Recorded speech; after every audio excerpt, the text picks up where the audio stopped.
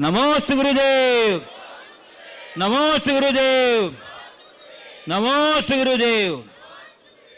चलिए, और मैं प्रथम प्रश्न के लिए आमंत्रित कर रहा हूँ हमारे बीच कुछ विशिष्ट स्थानीय यहाँ बीच में बुलाएंगे। चलिए, मैं आमंत्रित कर रहा हूँ सर्वप्रथम प्रश्न के लिए लाडो जैन अमर पाटन, लाडो जैन अमर पाटन। उसके बाद तैयार रहेंगे सिंघई जय कुमार जी जैन अमर पाटन सतना। बोलो। नमस्ते महाराज जी। महाराज जी, मेरा प्रश्न ये है कि हमें अपने माता पिता के प्रति कैसी भावना भानी चाहिए जिससे हमें ऐसा कभी भी न लगे कि हम गलत हैं, हम सही हैं और हमारे माता पिता गलत हैं। बहुत अच्छा सवाल किया। माता पिता के प्रति ऐसी क्या भावना रखनी चाहिए जिससे हमें ये न लगे कि हम सही हैं, हमारे माता पिता गलत।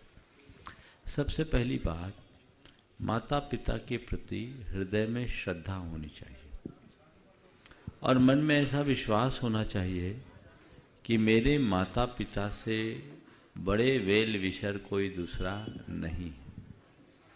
हमारे लिए माँ बाप तो हैं ही, वे ही सबसे अच्छे दोस्त और मित्र भी। माता पिता के सामने कोई चीज़ कभी छिपानी नहीं चाहिए। कोई कितनी भी बड़ी गलती क्यों ना हो जाए, माता पिता को बेझिझक बता देना चाहिए। और माता पिता को चाहिए कि बच्चों से कितनी भी बड़ी गलती क्यों ना हो, उसे उम्र सुलभ दुर्बलता समझकर माफ़ करना चाहिए और गलतियों को साफ करना चाहिए। माँ बाप को ये भी चाहिए कि वो बच्चों के साथ आत्मीयता भरा रिश्ता रखे, उनके साथ जुड़ाव रखे, बच्चों को इतना प्यार दे कि उन्हें अन्य किसी के प्यार की ज़रूरत ही न पड़े।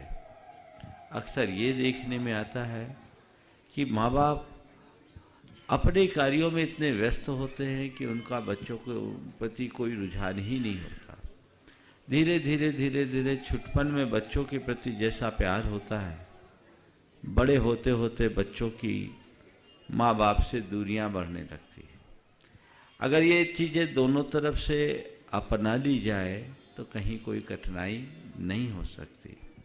माँ बाप को चाहिए कि बच्चों को ज़रूरत पड़ने पर सीमित हिदायतें दें, जहाँ ज़रूरत है वहीं रोके, व्यर्थ में रोका टोकी न करें। और बच्चों को चाहिए कि माँ बाप ने यदि हमें कोई कुछ भी मना किया है तो समझ लो वो मेरे भले के लिए किया है, मुझे वहीं रुक जाना है। ऐसी सोच बना करके चलेंगे तो कठिनाई नहीं। मनीषी एवं गुरु चरणों के अनंत भक्त सिंघई जय कुमार जी जैन और उस सतना। और उसके बाद तैयार रहेंगी एक छोटी बच्ची है श्रद्धान जैन अमर पाटन। परम पूज्य भगवंत द्वय के चरणों में त्रैकालिक नमोस्तु नमोस्तु नमोस्तु।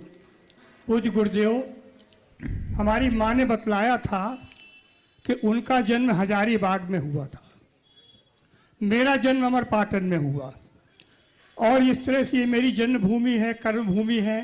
पर अब वर्तमान में सतना में हूँ, तो मैं हजारीबाग की धरती से, अमर पाटन की धरती से और सतना की धरती से आप के चरणों में बारंबार नमोस्तु करता हूँ।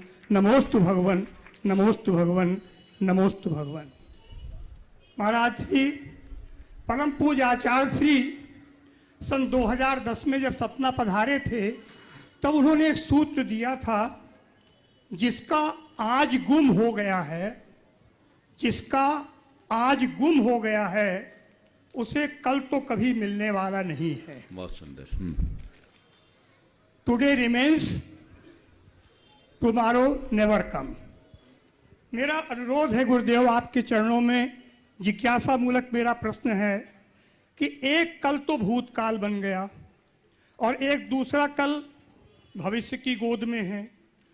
जो आज है वह कैसे शाश्वत बने, कैसे हमें अमरता की ओर ले जाए, हमें वो सूत्र दीजिए कि हम अपने आज को मंगलमय कर सकें।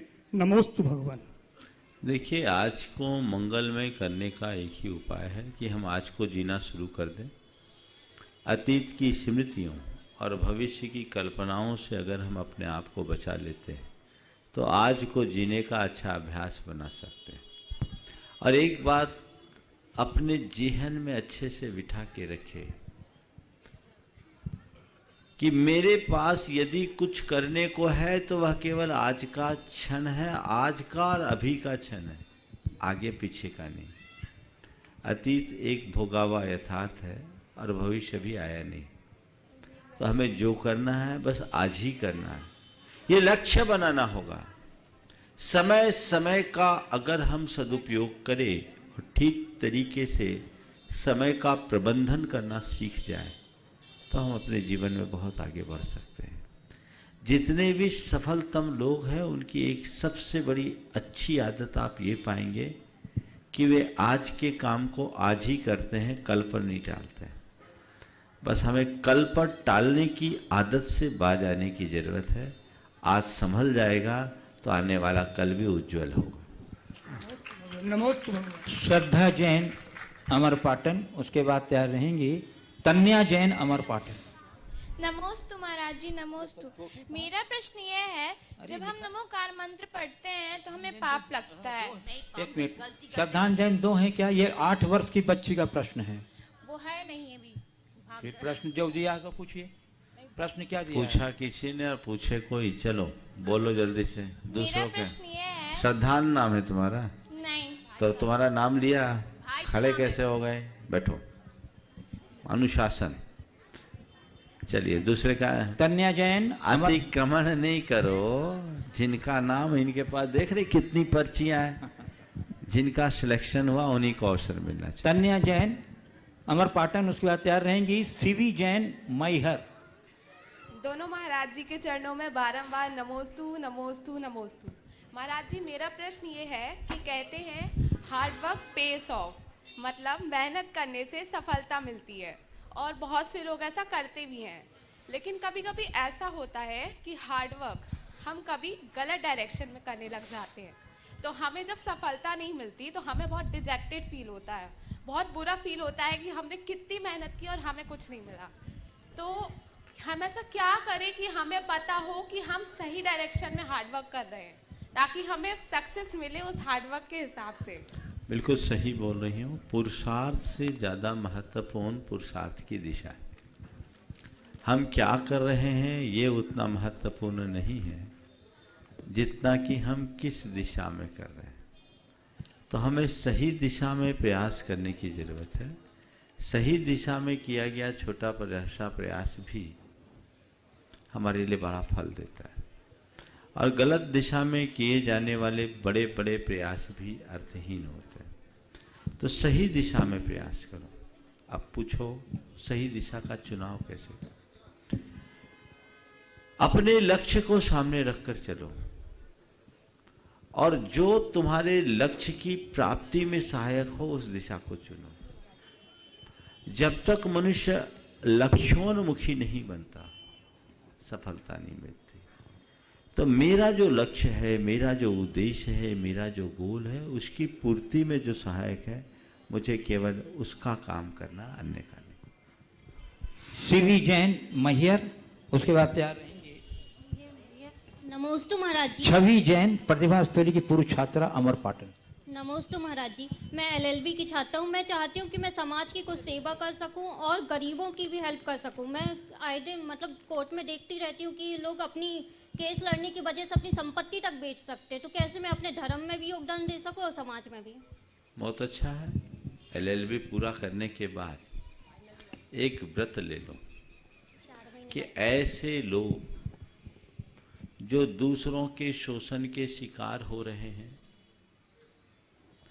उनका आर्थिक, शारीरिक, सामाजिक शोषण हो रहा है और स्वयं अपने केस लड़ने में सक्षम नहीं है, उनका मुकदमा मैं लड़ूंगी, उनकी पैरवी करूंगी, उनसे एक पैसा भी नहीं लूंगी। ये बहुत बड़ा काम हो सकता है, समाज सेवा का काम हो सकता है। हालांकि बड़ा कठिन है। समाज सेवा एक व्रत है, हर कोई नहीं निभा सकता, लेकिन मनुष्य के अंदर जज्बात हो तो सब कुछ हो सकता है।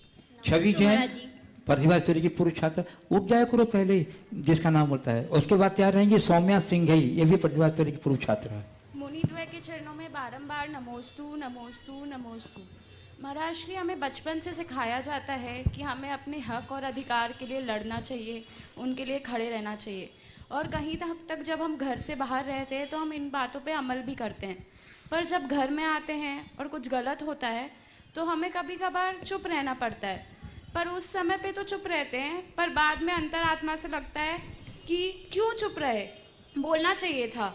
तो महाराज जी, हम ऐसा क्या करें कि हम दोनों ही बातों में सामंजस्य और तालमेल बिठा सकें, और किस परिस्थिति में किस परिस्थिति में किस बात को ध्यान रख के हमें अपना बर्ताव रखना चाहिए? कृपया समाधान करें। बिल्कुल ठीक बात है। अपने हक और अधिकार के प्रति जागरूक होना चाहिए, जरूरत पड़ने पर लड़ना भी चाहिए, लेकिन इसका दायरा भी सुनिश्चित होना चाहिए। कई बार घर परिवार की बातें होती है तो घर परिवार में हक और अधिकार नहीं, त्याग और भावना को महत्व देना चाहिए। अगर वहाँ हर कोई केवल अपने ही हक की बात करेगा, अपने ही अधिकार की बात करेगा, तो घर में रोज तकरार होगी। हमें कई बार अपना हक छोड़ना पड़ता है। रोजमर्रा की जिंदगी में हमें कर्तव्य को महत्व देना चाहिए, अधिकार को नहीं। हाँ, बाहर के जीवन में यदि कहीं हक की बात हो, उसके लिए लड़ाई लड़ना सुसंगत है। अगर हक की लड़ाई लड़ने की बात होती, रामचंद्र जी चाहते तो अपने पिता से लड़ाई लड़ सकते थे, और दशरथ जी ने खुद ने कहा था कि हे राम, तू तो मुझे युद्ध करके पराजित कर दे और ये अयोध्या का राज ले ले। मैं तो विवश हूं, मुझे ये वचन देना पड़ रहा है। मैं चाहता हूं तो मुझे युद्ध में पराजित करके ले ले। रामचंद्र जी लड़ते भी तो मैं समझता हूं पूरे अयोध्या वासियों की सहानुभूति उनके साथ होती, क्योंकि जन जन के मन में ये बात थी कि इनके साथ अन्याय है। पर मैं आपसे पूछता हूं, यदि कहीं ऐसा होता तो क्या होता? रामचंद्र जी अयोध्या के राजा बन गए होते, जन जन के राजा नहीं बने होते। समझ गए? तो कई बार अपने अपने परिवार के भले के लिए हमें अपना हक त्यागने के लिए भी तैयार होना चाहिए। जब हमारे सामने शांति का लक्ष्य हो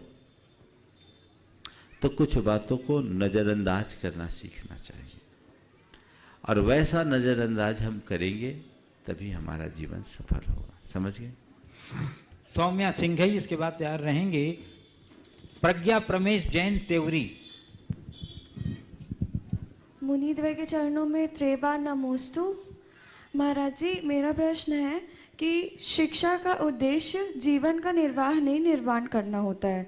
तो महाराज जी, जब बात शिक्षा की लड़कियों पर आती है तो उस पे लड़कियों और लड़कों के बीच भेदभाव क्यों होता है?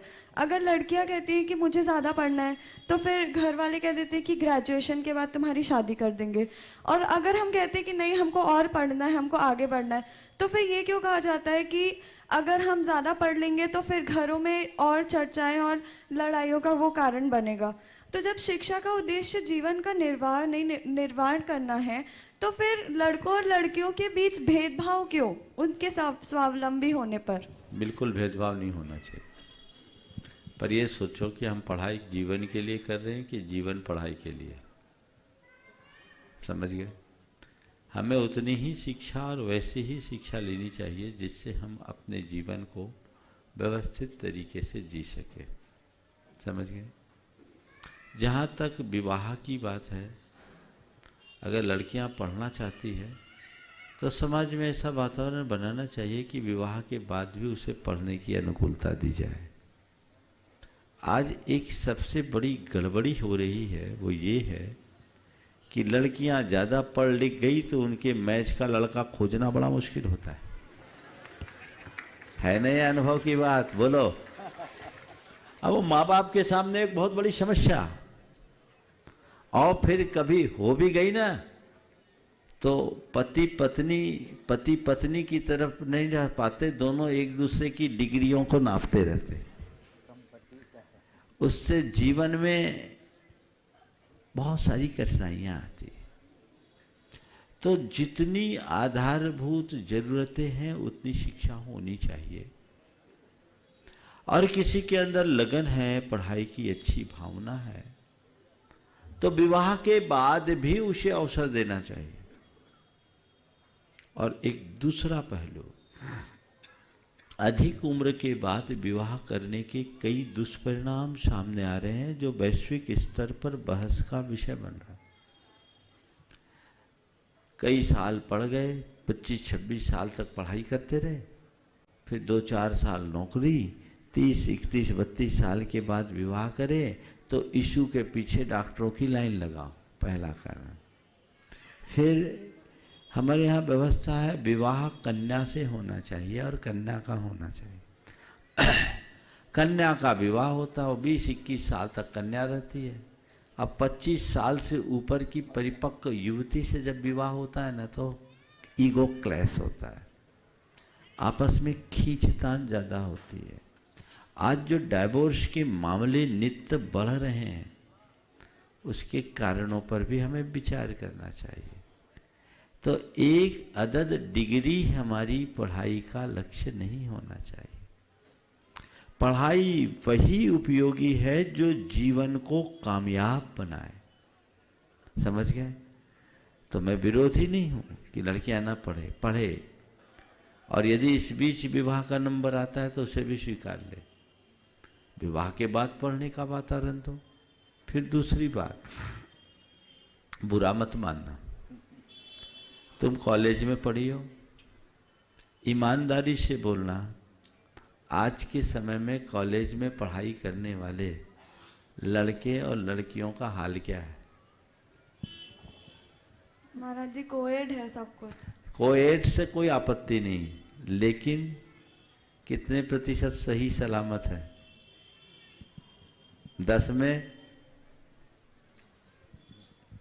बोलो। नहीं पता महाराज। हाँ, नहीं पता। नहीं बोल पाओगी ना, मतलब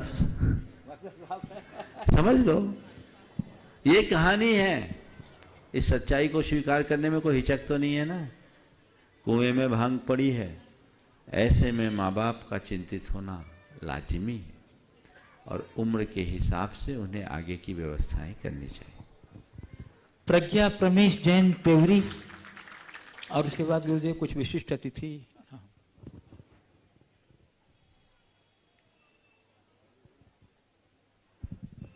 नमोस्तु गुरुदेव, नमोस्तु नमोस्तु नमोस्तु। महाराज श्री, मेरा प्रश्न है, प्रगतिशीलता और आधुनिकशीलता में सामंजस्य को कैसे बिठाया जाए जिससे अपने जीवन को धर्मशीलता का आधारशिला बना सकूं? देखिए, प्रगतिशीलता कहीं गलत नहीं है। हाँ, मैं प्रगतिशीलता का पक्षधर हूँ। प्रगतिशील मनुष्य को होना चाहिए, पर मौलिकता को बचाकर। आज प्रगतिशीलता और आधुनिकता के नाम पर एक ही काम होने लगा है, हमारे परंपरागत मूल्यों की खुली उपेक्षा, पाश्चात्यकरण का अंधानुकरण। ये प्रगतिशीलता नहीं है। आज के प्रगतिशील होने के मानदंड अलग हो गए। फटे जीन्स पहनकर फटीचर बनना आज प्रगतिशीलता का मानदंड हो गया। किस अर्थ में? थोड़ा सोचिए। हाँ, पहले हमारे यहाँ कोई फटे कपड़े पहनते थे तो उसको फटीचर कहते थे, और आज फटीचर बन के घूमना फैशन बन गया है। ये क्या है? आधुनिक होना कोई बुरा नहीं है, आप अप टू डेट रहिए। सोच आधुनिक होनी चाहिए। परिवेश और परिधान मात्र से कुछ नहीं होगा। मनुष्य को समय काल के साथ जीने का अभ्यासी होना चाहिए। सोच बड़ी बनाए, सोच को व्यापक बनाए, लेकिन आधुनिकता के नाम पर अंधानुकरण से बाजाए। हम कोई भी कार्य करें, हिताहित का विचार करके करें, उसकी उपयोगिता और औचित्य का विचार करके स्वीकार करें। और आजकल तो फैशन के नाम पर जो चल पड़ा वो सब अपनाना शुरू कर देते हैं, क्योंकि हम आधुनिक हैं। इस आधुनिकता का क्या मतलब? मौलिकता को बचाए, जिसमें हमारे शील, संस्कार और चरित्र की सुरक्षा हो। वो हमारी मौलिकता है। इन्हें खोकर आधुनिकता के नाम पर यदवा तदवा प्रवृत्ति करना, मेरे ख्याल से वो प्रगति नहीं, प्रतिगति है, विपरीत गति है। ये हमारे जीवन के लिए अधोगामी है, इसमें हमारा अधःपतन होगा। यहाँ हमें सावधान होना चाहिए। बंधुओं, अत्यंत प्रसन्नता है कि आज हमारे बीच मध्य प्रदेश विधानसभा के उपाध्यक्ष डॉक्टर राजेंद्र कुमार सिंह जी, पूर्व अध्यक्ष डॉक्टर राजेंद्र कुमार सिंह जी यहाँ गुरु दर्शनार्थ यहाँ पधारे हैं। मैं आपका अमर पाटन समाज की ओर से हार्दिक अभिनंदन करता हुआ आपको आमंत्रित कर रहा हूँ गुरु चरणों में अपनी भावना प्रस्तुत करने के लिए। एक बार जोरदार करता ध्वनि से पुनः अभिनंदन कर दीजिए। श्रीफल भेंट करके आशीर्वाद ग्रहण कर रहे हैं श्री राजेंद्र कुमार सिंह जी, पूर्व विधानसभा उपाध्यक्ष मध्य प्रदेश। अच्छा, पूर्व विधानसभा अध्यक्ष हैं, पर्ची गलत लिखा है। गुरुवर, आपके चरणों में मेरा शत शत नमन। हम लोग बड़े सौभाग्यशाली हैं अमरपाटन के निवासी कि आप जैसे महापुरुष संत, जो आचार्य श्री, जो राष्ट्र संत हैं हमारे विद्यासागर जी महाराज, उनके संगम के हैं। और संभवतः आप भी भोपाल पधारे थे जब वो आए थे भोपाल, मुझे ऐसा स्मरण आ रहा है। विधानसभा आए थे वो, वहाँ प्रवचन हुआ था। मैं इस अवसर का लाभ उठाते हुए एक व्यापक प्रश्न पूछना चाहता हूँ। अवश्य। आज़ादी के बाद से देश ने हमारे बहुत तरक्की की, तरक्की कर रहा है शनय शनय, धीरे धीरे। लेकिन शिक्षा का भी प्रचार प्रसार बढ़ा है। लेकिन जो पुरातन व्यवस्था रही है और समाज को पीछे ले जाने वाली जात पात की कट्टरता, धार्मिक उन्माद, ये क्यों आधुनिक समाज में बढ़ते जा रहे हैं? इसका निदान कैसे होगा महाराज जी? इसका आप मार्ग बताएं। बहुत अच्छा सवाल आपने किया है और ये बहुत अच्छी बात है कि गुरुदेव के भोपाल प्रवास में आपने पूर्ण सानिध्य का लाभ लिया। और उस समय मैं तो गुरु चरणों में नहीं था, मैं राजस्थान में था, लेकिन आप मेरे पास पहले आए हो, सतना और अमरपाटन में, और पहले भी आए। आपने बहुत ही महत्वपूर्ण सवाल किया है। आज के इस दौर में जो कट्टरवाद, चाहे वो जाति के नाम पर, चाहे वो धर्म के नाम पर, चाहे वो संप्रदाय के नाम पर फैल रहा है या फैलाया जा रहा है, ये पूरी समाज की सेहत के लिए अच्छी नहीं। मेरा मानना है कि ये सब चीजें स्वाभाविक तौर पर नहीं हो रहा है। जानबूझकर कतिपय लोग अपने निहित स्वार्थों की पूर्ति के लिए ऐसा वातावरण बना रहे हैं। हमारी संस्कृति तो वसुधैव कुटुंबकम की संस्कृति रही है। हमें तो बचपन से ही एक ही बात सिखाई गई, सबसे हिल मिल कर रहने की, और इसी में भारतीयता की पहचान है। ये हमारी सांस्कृतिक अस्मिता है। विडंबना है कि इन दिनों इस तरह की प्रवृत्तियां कुछ ज़्यादा प्रकाश में आ रही है। हमें उन्हें हतोत्साहित करना चाहिए। जातियां रहे जातीयता ना हो, संप्रदाय रहे सांप्रदायिकता ना हो, धर्म रहे धर्मांधता ना हो। आज खतरा जाति से नहीं, जातिवाद से है। खतरा संप्रदाय से नहीं, सांप्रदायिकता से ग्रसित मानसिकता से है। धर्म ने समाज को सदैव अच्छी दिशा दी है, लेकिन धार्मिक उन्माद ने समाज का बड़ा नुकसान किया है। आज के संदर्भ में मैं तो एक ही बात कहूँगा, जिसकी आज देश को नहीं पूरी दुनिया को बड़ी आवश्यकता है, वह है कि पूरे दुनिया का, पूरे संसार का एक ही धर्म हो, वो हो मानवता, और लोग मानवता की रक्षा के लिए तत्पर हो जाए तो बदल जाएगा। मेरी पूजा, मेरी श्रद्धा, मेरी उपासना अपनी जगह, पर वैश्विक स्तर पर यदि हम सबको एक साथ जोड़ना चाहते हैं तो वह केवल मानवीय भावना के आधार पर जोड़ा जा सकता है। मनुष्य मात्र में मानवता की प्रतिष्ठा हमारा मूल ध्येय होना चाहिए। हम सब इसी दिशा में निरंतर प्रयास कर रहे हैं। काश सब लोग इस तरह का कार्य करने लगे और राजनीति के साथ जुड़े लोग भी ये व्यापक दृष्टिकोण अपना ले तो फर्क पड़ेगा। लेकिन अब इन सब चीज़ों में देखकर ऐसा लगता है कि अब तो सब चीज़ें इन्हीं के आधार पर आके जाने लगी। अब तो किसी को चुनाव लड़ना है तो उसका भी वोट बैंक देखकर जाति के आधार पर उसको टिकट मिलता है। तो ये सब चीज़ें ऐसे प्रवृत्तियों को बढ़ावा देती है। जनता पढ़ी लिखी है, जनता के अंदर समझ होनी चाहिए, उन्हें अच्छों और अच्छे का साथ देना चाहिए, विवेक से काम करना चाहिए। जब हमारा शरीर ही अपना नहीं है तो जाति और बंधु कौन होता है। मैं तो ये भी देखता हूं कि अनेक सगे भाई कोर्ट कचहरी में ही अपना जीवन बर्बाद कर देते हैं, पूरी जिंदगी लड़ते लड़ते बिताते हैं, पर पता नहीं ऐसी बातों में आगे आकर लोग की मानसिकता को क्या हो जाता है। जनता को प्रबुद्ध होना चाहिए और जैसा मैंने कहा अच्छे और अच्छों को आगे बढ़ाना चाहिए। ये सोच यदि बन गई तो भारत आज भी अपने पुरातन गौरव को प्राप्त करने में समर्थ हो सकता है। इसके लिए सबको आगे आना होगा और व्यापक दृष्टि जगाना होगा। मैं आमंत्रित कर रहा हूं स्थानीय अधिवक्ता संघ के अध्यक्ष श्री प्रदीप तिवारी जी एडवोकेट, और उसके बाद तैयार रहेंगे पूर्व अध्यक्ष नगर परिषद अमरपाटन के राकेश ताम्रकार जी राजू भाई।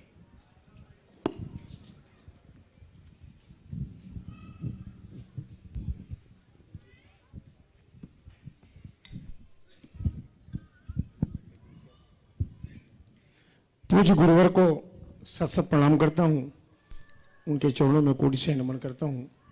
परम सौभाग्य था अमरपाटन के लिए कि आप पधारे और मुझे भी वो अवसर मिला कि आपके चरणों में मुझे शीश रखने का अवसर मिला। पूज्य गुरुवर, मेरा एक सवाल था। आज के इस परिवेश में लोग ईश्वर को भूलकर और अपने आप में ही जो करते हैं उसको सत्य मानते हैं। मेरा ये सवाल है कि जीवन में आत्मसम्मान व प्रसन्नता का अनुभव क्या संसार के सुखों का त्याग करने से ही मिलता है, और ज्ञान से अज्ञान का यदि नाश होता है तो मानव प्राणी इस पथ पर चलता क्यों नहीं है?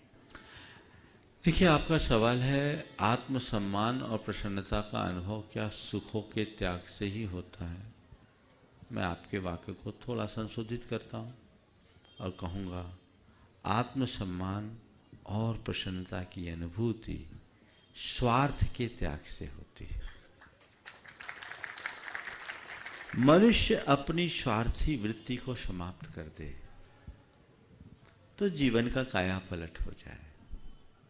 आज तो ये देखने में आता है, गुरुदेव का एक हाइकू है, अपमान को सहता आ रहा है मान के लिए।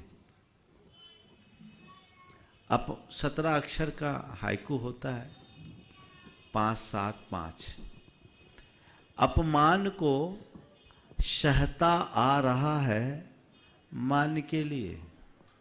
आज के मनुष्य की बड़ी विचित्रता है, अपने तुच्छ स्वार्थों की पूर्ति के लिए वो अपना आत्मसम्मान भी गिरवी रखने में संकोच नहीं करता, उसे भी बेचने के लिए तैयार है। तो जब तक स्वार्थ की ऐसी वृत्ति होगी जीवन आगे नहीं बढ़ेगा, और जहाँ स्वार्थ होगा वहाँ अहंकार जैसी दुर्बलताएं घेरेगी, प्रसन्नता कैसे टिकेगी। इसलिए हमें चाहिए हम स्वार्थ की भावना से ऊपर उठे। पहली बात, अज्ञान से ज्ञान की यात्रा के संदर्भ में आपने पूछा है। जैसे ही मनुष्य के जीवन में थोड़ा बदलाव आता है, ठीक वैसा ही हो जाता है जैसे कि अंधेरे कक्ष में दीपक जलाने के बाद होता है। सघन अंधेरा हो, हमने दिया जलाया, सब प्रकाशित। जैसे ही मनुष्य के भीतर ज्ञान उद्घाटित होता है, ज्ञान का दीप जलता है, सब कुछ प्रकाशित होने लगता है और सत्य के प्रकाश में उसे जो आनंद और संतुष्टि होती है वो संसार में अनर्थ नहीं हो सकता। पूर्व अध्यक्ष नगर परिषद अमरपाटन श्री राकेश तामकार राजू भाई, और उसके बाद श्री राम किशोर जी साहू, श्री राम सन्नम परिवार अमरपाटन। सबसे पहले मैं गुरुवार अमरपाटन पधारे अमरपाटन नगर के सभी आम जनता की ओर से गुरुवार के चरणों में हम शीश नवाते हैं। महाराज जी से मन में उत्कंठा जगी, जो आजकल आज के परिवेश में लगभग सभी लोगों के बीच में यह पाया जाता है। हम देखते हैं कि आज के वर्तमान भागदौड़ के परिवेश में आज का मनुष्य जो करता है, हम सब जो करते हैं, मेहनत करता है और उसे जो अच्छा लगता है वही करता है, और उसे ऐसा लगता है कि हम जो कर रहे हैं वही सही कर रहे हैं। फिर हमें किसी एक ध्येय के प्रति आशा बंध जाती है, एक उम्मीद बढ़ जाती है, और ऐसा लगता है कि हमें अपने किए हुए कार्यों का फल उचित नहीं मिल पाता। हम कभी कभी कम करते हुए भी ज़्यादा पाने की उम्मीद कर बैठते हैं। हमारे मन में खिन्नता आती है, व्याकुलता महसूस होती है। गुरुदेव के मुखारबिंद से हम ऐसा उपाय सुनना चाहते हैं कि हम कर्तव्य करते हुए भी फल की चिंता किस तरह से कम कर सकते हैं, ताकि हमारे मन में अशांति के स्थान पर शांति मिल सके। कहा सुना पढ़ा तो बहुत है कि कर्तव्य करते रहो, फल की चिंता ना करो, लेकिन ऐसा हमारे मन में किस तरह से यह बात स्थापित हो, गुरुवार के चरणों में सतत मर खाते हुए इस जिज्ञासा की पूर्ति चाहते हैं। बस बहुत अच्छा सवाल आपने रखा है, और ये व्यथा, ये सवाल नहीं व्यथा है, और ये केवल आपकी नहीं, ज़्यादातर लोगों की यही है। और इसका सारा समाधान गीता के इस सूत्र वाक्य में ही है, कर्मण्येव अधिकारस्ते मा फलेषु कदाचन। एक बात को हर व्यक्ति को अपने हृदय में अंकित करना होगा, मेरे हाथ में प्रयास है, परिणाम नहीं। प्रयास मेरे हाथ में है, मैं बनते कोशिश करूं, सर्वश्रेष्ठ करूं, और उसे जो परिणाम जैसा भी आए उसे सहज भाव से स्वीकार करूं।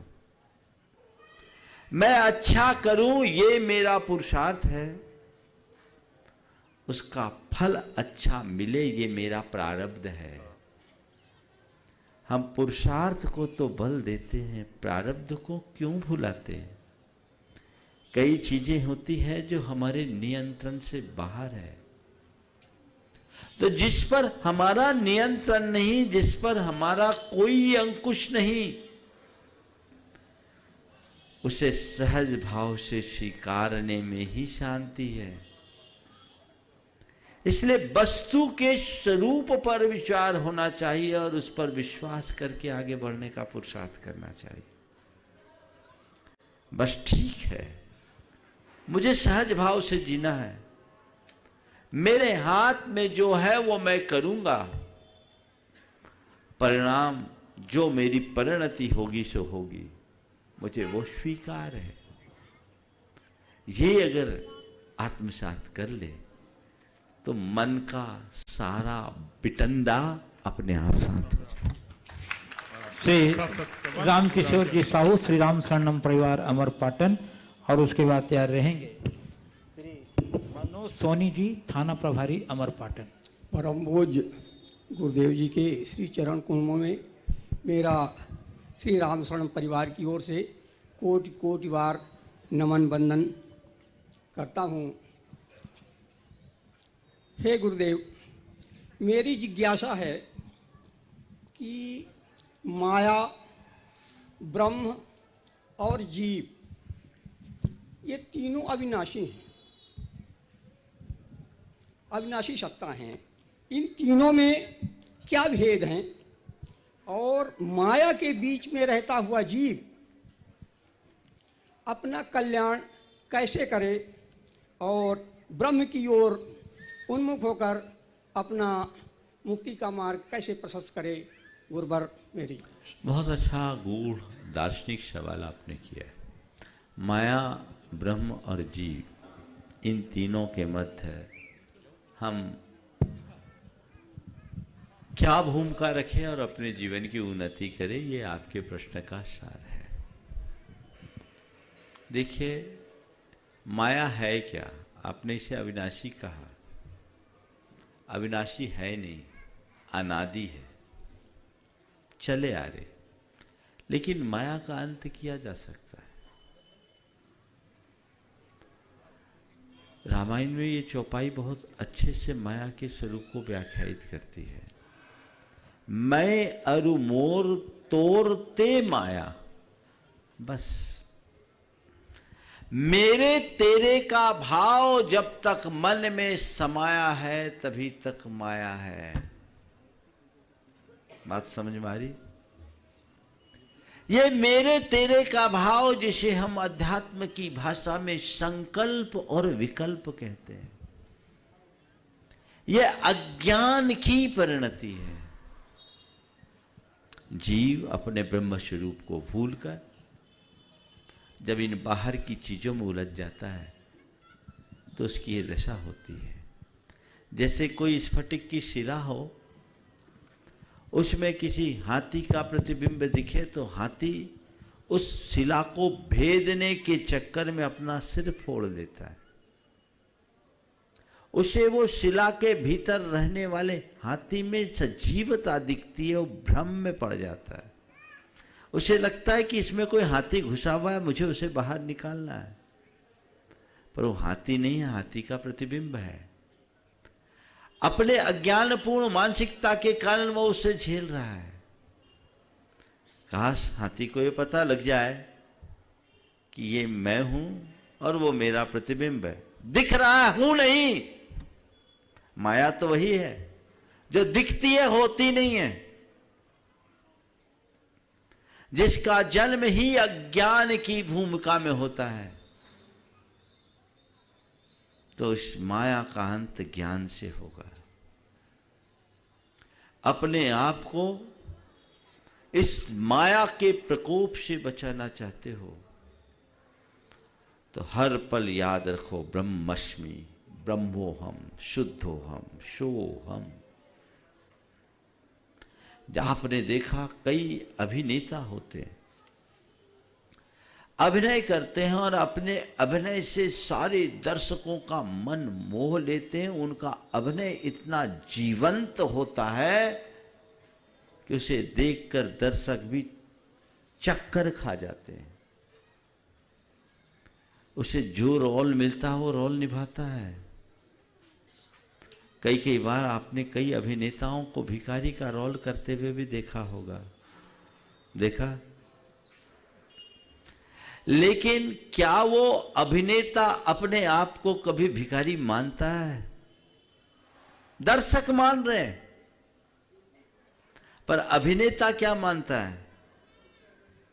अरे ये तो मेरा अभिनय है, मैं जो हूं सो हूं।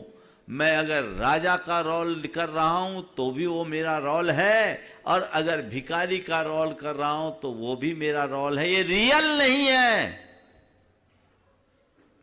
इतनी समझ उसके अंदर है तो उसे कोई फर्क नहीं पड़ता।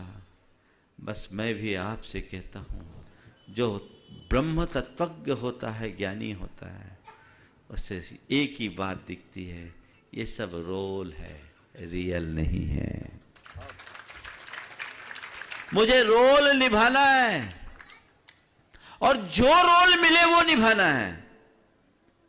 हरिश्चंद्र को डोम का रोल मिला तो भी उन्होंने स्वीकार कर लिया। यदि इतनी सी समझ अंदर आ जाए तो जीवन का काया पलट हो जाए। पर अज्ञान का परिणाम ऐसा है कि मनुष्य का, संसार का हर प्राणी रोल को ही रियल मानता है, अपने भी और औरों के भी। बस ब्रह्मोष्मी ये अपने हृदय में अंकित करे, मैं शुद्ध आत्मा हूँ, शुद्धोहम सोहम, बस चैतन्योहम। ऐसी समझ विकसित हो जाए तो सबके बीच रहते हुए स्वयं में रमने की क्षमता आ सकती। थाना प्रभारी अमरपाटन श्री मनोज सोनी जी, उसके बाद तैयार रहेंगे श्री राज नारायण सिंह जी, जो विश्व हिंदू परिषद से सक्रिय सदस्य हैं। सबसे पहले तो गुरु जी के चरणों में नमन। गुरु जी, मेरा आज आपसे एक छोटा सा क्वेश्चन है। कई लोग कहते हैं कि भगवान नहीं है, आत्मा है भगवान।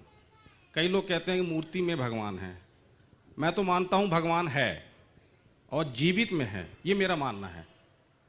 वो ऐसे गुरु जी, मेरा जो मानना है कि अगर भगवान नहीं है, अगर आत्मा में भगवान है, तो राम में भी आत्मा है, रावण में भी आत्मा है, तो मतलब दोनों में भगवान है।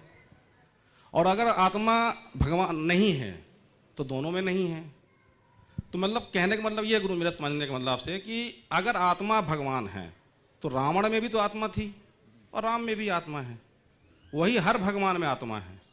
लेकिन जो मैं जानता हूँ, जो आप जैसे कई गुरुओं से मैंने सुना है कि कर्म के आधार पे आदमी भगवान बनता है, कर्म के आधार पे आदमी राक्षस बनता है। तो फिर आत्मा तो कहलाई ही नहीं भगवान, वो तो मेरा कर्म हुआ भगवान। ठीक वैसे ही हम मूर्ति को पूजा करते हैं, उसको भगवान मानते हैं। कई लोग मूर्ति की पूजा नहीं करते हैं, फिर भी उसको भगवान मानते हैं। तो भगवान है क्या? हर जगह हर पुजारी हो, चाहे मुनि हो, चाहे वो मौलवी हो, कहीं ना कहीं रामायण से चौपाई उठाते हैं, गीता की श्लोक उठाते हैं, दोहे उठाए जाते हैं।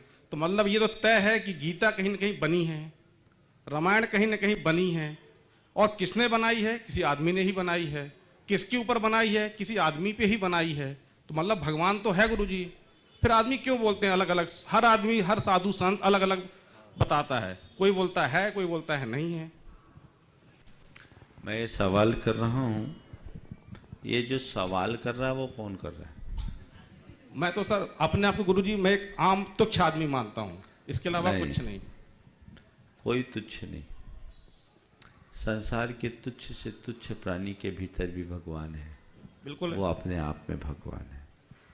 अंतर क्या है? सोने की चेन या सोने का कोई आभूषण पहने होंगे आप? अभी तो नहीं पहने। कोई नहीं है। चलो जो पहने वो खड़े हो जाओ, कोई भी खड़े हो जाओ, स्त्री पुरुष में कोई भी खड़े हो जाओ, लेंगे नहीं, चिंता नहीं करना। हाँ, चेन दिखा दो थोड़ा सा, जो कुछ भी। हाँ हाँ, दिखाओ, चेन नहीं, उतार के दिखाओ ना, प्रैक्टिकल चीजें करवाता हूँ।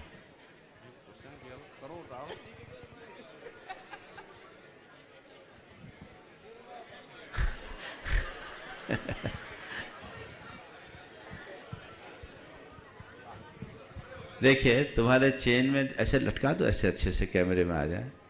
चेन में सोना है ना, है ना? इस चेन में भी सोना है और किसी सोने के खदान में पड़े सोने के ओर में भी सोना है। ये आप मानते हैं कि नहीं मानते हैं? पर उस सोने की ओर की डली को गले में लटकाओगे क्या? क्यों नहीं? महाराज, उसमें सोना तो है, पर उसके साथ ढेर सारी अशुद्धियां है, कालिमा है, किट्टिमा है।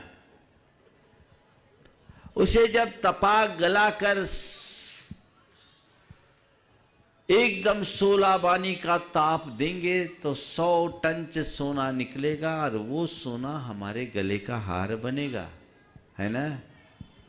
तो बस आपके प्रश्न का उत्तर एक ही वाक्य में, हम आप सब सोने की ओर है, जो हार बन गया वो भगवान है। फिर भी गुरु जी वही बात है ना, हार बन गया भगवान है। मैं बता रहा हूं, अभी पूरी बात नहीं हुई। हम आप सब सोने की ओर है, जो हार बन गया वो भगवान है। राम भी वही है, रावण भी वही है। राम हार बन गए और रावण हार गया, इतना सा अंतर है। दुष्ट से दुष्ट प्राणी भी अपना परिवर्तन कर सकता है। आपको एक विशेष बात बता रहा हूं। जैन पुराणों के अनुसार, जैन रामायण के अनुसार, रावण अभी नरक में है और आगामी 2 भव के बाद वो भी तीर्थंकर बनेगा। रावण के रूप में रहकर जीकर नहीं, वो अपने कर्म को भोग कर अपने जीवन को परिवर्तित करेगा, संकल्पित होगा तो उसका प्यूरिफिकेशन होगा, रावण में भी राम प्रकट हो जाए। तो संभावनाएं सब में समान है, पर हां, हम आप जंगम स्थावर सब प्राणियों में वह परमात्मा है, किसी में शक्ति रूप, किसी में अभिव्यक्ति रूप।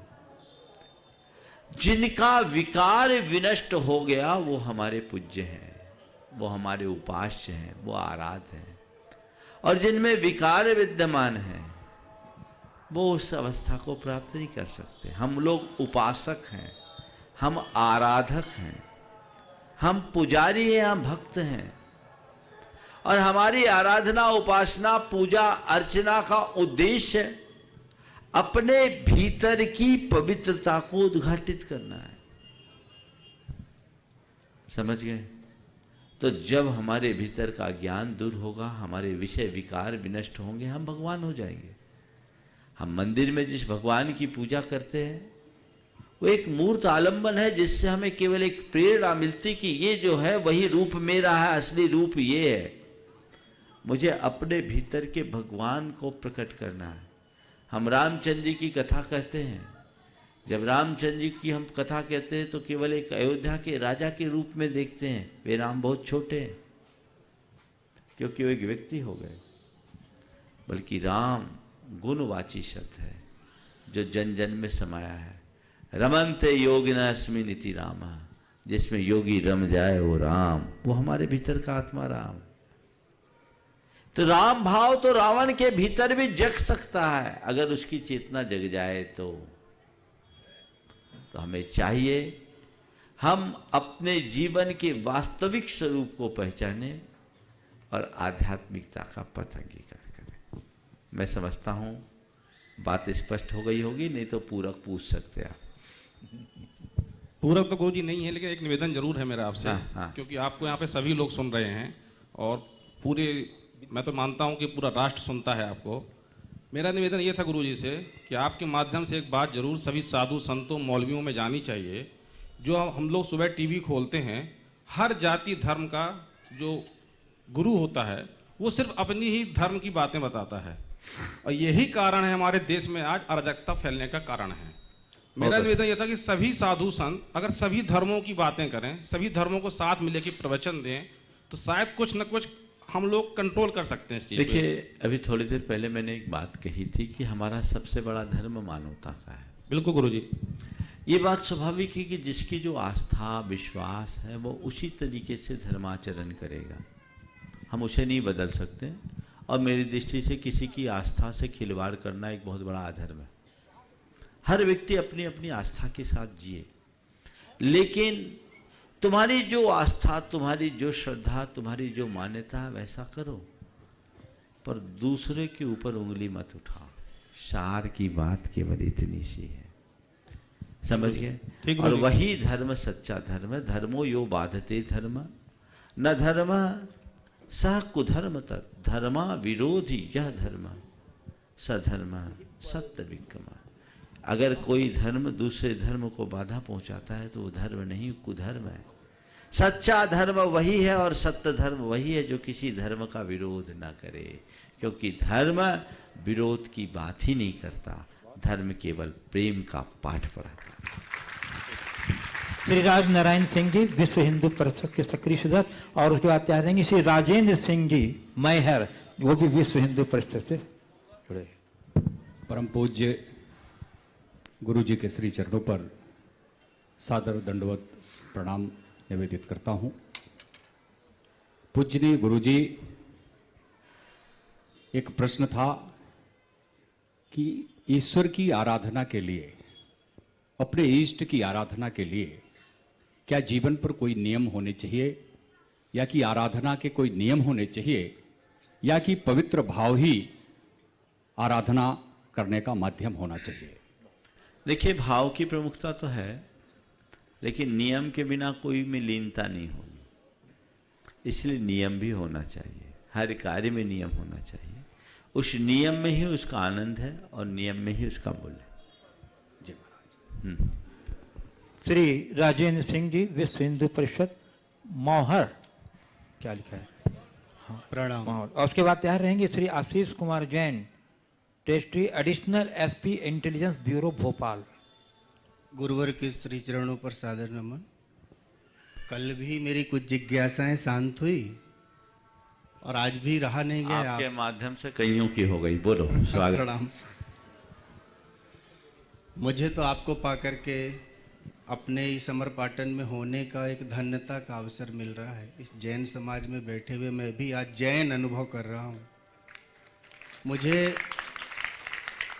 कई बार ध्यान में आता है काम करते हुए, विश्व हिंदू परिषद का काम तमाम देश में है, मूर्ति पूजा के संबंध में जैनिज्म, जैनवाद का क्या अभिमत है, और वर्तमान में राष्ट्रभक्ति की क्या अभिमान्यता है जैन धर्म के अनुसार? बहुत अच्छा सवाल है। देखिए, कतिपय लोगों का कहना है कि जैन धर्म में मूर्ति पूजा बाद में आए, जबकि हम इतिहास को पलट कर देखें तो ये पाएंगे कि भारत में मूर्ति पूजा का तब से चलन है जब से जैन धर्म का अस्तित्व है। बल्कि मैं ये कहूँ कि मूर्ति पूजा का प्रचलन जैनियों के द्वारा हुआ है तो भी कोई बात नहीं। इसके प्रमाण है हड़प्पा और मोहनजोदड़ो के सिंधु घाटी की सभ्यता से प्राप्त अवशेषों में भगवान ऋषभदेव के लांछन प्रकट हुए। वहाँ एक नग्न मानव धड़ मिला जिसके दोनों हाथ नहीं, पैर नहीं, सिर नहीं, बीच का धड़ है। भारतीय पुरातत्व विभाग के तत्कालिक महानिर्देशक डॉक्टर T.N. रामचंद्रन ने अपनी शोध कृति हड़प्पा एंड जैनिज्म में इसका काफ़ी विस्तार से वर्णन किया। इसके साथ ही पटना के लोहानीपुर से ईसापूर्व 3री शताब्दी की ऐसी ही एक प्रतिमा मिली जो भारतीय पुरातत्व की दृष्टि से सबसे प्राचीन है। तीसरा प्रमाण है उड़ीसा के कुम्हारी पर्वत पर राजा एल खारवेल के द्वारा उत्कीर्णित 84 पंक्तियों का शिलालेख जो नौवें नंद राजा को पराजित करके कलिंग जिन के नाम से ख्यात जिन प्रतिमा को राजा खारवेल लेकर आया था और वहाँ एक बड़ा महोत्सव किया था। ये सम्राट चंद्रगुप्त मौर्य के पहले की बात है। तो ये इस बात का प्रमाण है कि भगवान महावीर के काल में भी मूर्तियों की पूजा अर्चा होती थी। डॉक्टर राखल दास बनर्जी की एक शोध कृति है जैन स्थापत्य और कला, जो भारतीय ज्ञानपीठ से प्रकाशित है 3 भागों में।